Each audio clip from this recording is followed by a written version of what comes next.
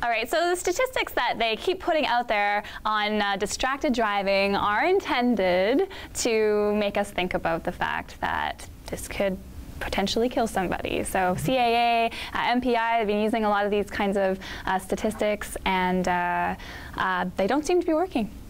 Yeah, I don't know why, actually. Like, I mean, you know, full disclosure, I've gotten a ticket for having phone in my hand.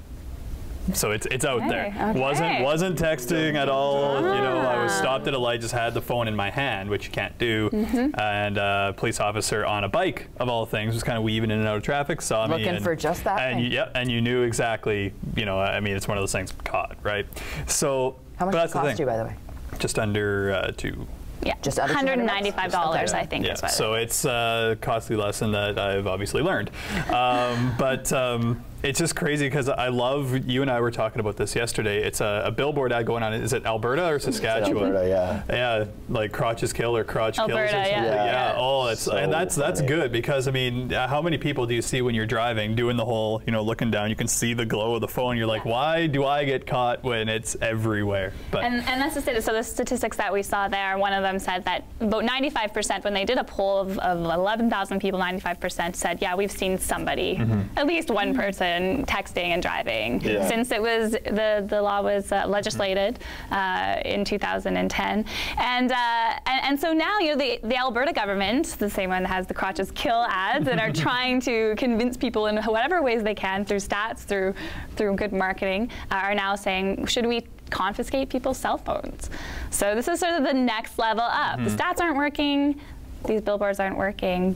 Well, what do you think? You know, I think honestly, the fact since it became illegal to be holding your phone in a car, people are more dangerous now, because before you'd hold it in view higher up or whatever, so you could still kind of see what you're doing. Like, we can all multitask. That's not a safe multitask, but isn't it better to be trying to do this than to be trying to do this? Like, you're looking down at your crotch because your phone's there. You're trying to hide it so that nobody sees you. I think it's more dangerous now. I don't think you can blame the regulation for that. No, I'm not saying that. I'm just saying that it's become more dangerous to text and drive than it even was before.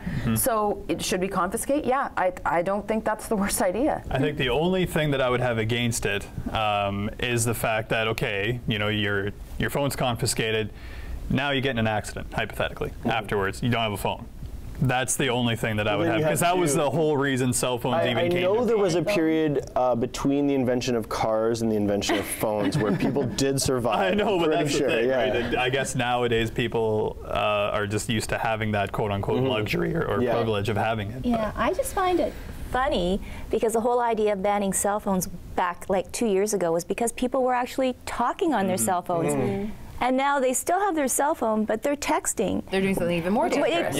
But we're still communicating. So at the end of the day, the only other way to do it is to totally get rid of it or does it feel like too parental? Because all I think about it is like, you're grounded. I know. I don't think so at all. I think the more severe the penalty, the better. I think it should be parallel with drinking and driving. Though? $200 is nothing. More money too, sure, but great. But I think it should be. I think your car should be impounded. I think it should be just like drinking and driving, because that behavior that you're engaging in is super dangerous to other people. You could hurt yourself. You could hurt other people. You could kill a kid while you're texting and driving. Oh, hard line. I think so. Yeah. Well, considering that 95% of people have seen somebody doing it, everyone's still doing it. People are so brazen about it. They'll be. I mean, you'll see that one person who we're all stopped at a stoplight, and you'll see that one person who just doesn't go with everyone else because they're obviously texting. What happens if they have voice text, and they do have that in some phones? If it's hands-free, then you can do it. I mean, and if the phone is somehow mounted on there. I mean, there are ways. I mean, I would have to be, you know, with the cars and everything like that too. But it's just that, okay, so after texting, it's going to be the next thing that we do. Well, I mean, there hasn't, other than drinking and driving and seatbelt laws, what else has there been? You know, this is the first.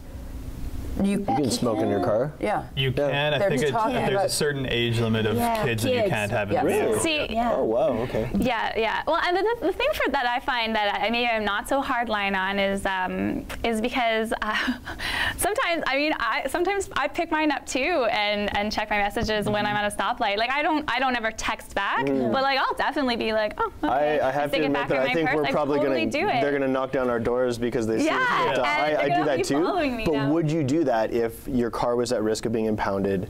Do you know what I mean? Yeah, if the penalty was more severe. I would think, I hope not, but I don't know, at this point I do.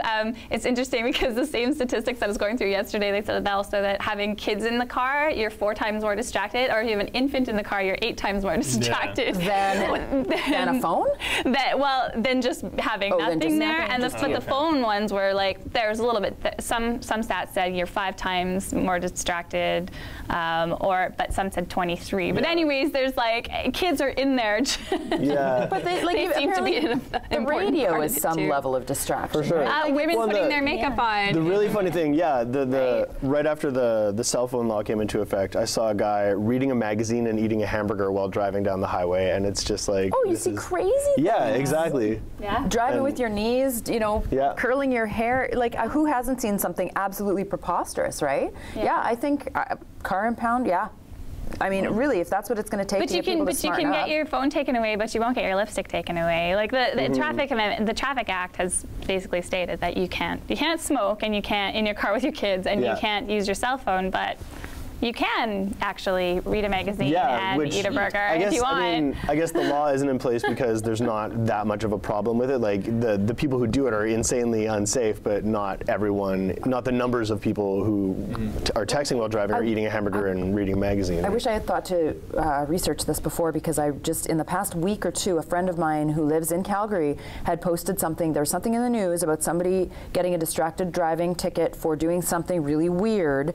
Shoot, I wish I remember what it was. But they do, I mean, in other places, they are stricter about all distracted driving, not just cell phone distractions. And I think in England, you're not allowed to eat in the car. No. Really? It's against the law to eat. Wow. But you can just take the subway.